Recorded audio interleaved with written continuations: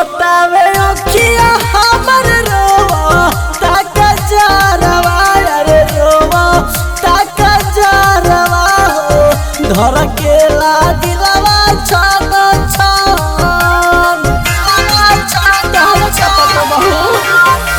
कैसे बताई अपना दिलावा के हालिया अरे दिलावा के हालिया हो देखी के सहेलियो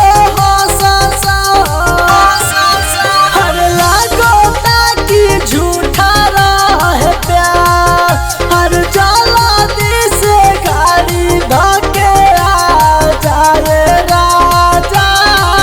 भूखली जान पीड़िया तोहार हर योबो की बहाना तोहर चली ना ये सोना तोहके बात किरिया हमार भूखली जान पीड़िया तोहार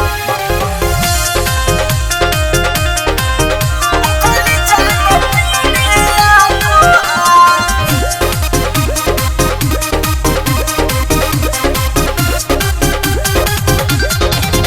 ए हो रितेश राजा याद करो ता कंगनवा याद करो ता कंगनवा हो लोरवा से भी जाता वे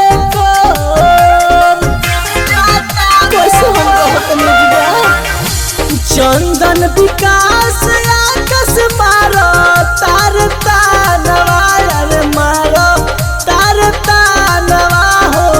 देखते देखते होला भोर हर तारा तानी तुहसे हो गोहार हर जाला दी से गाड़ी धके आ जाए सोना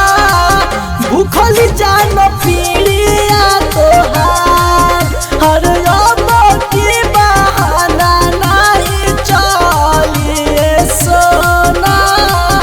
तोहके बात किरिया हमार आ जाना चाहे तो करो कुमार स्टूडियो केसरी बाजार।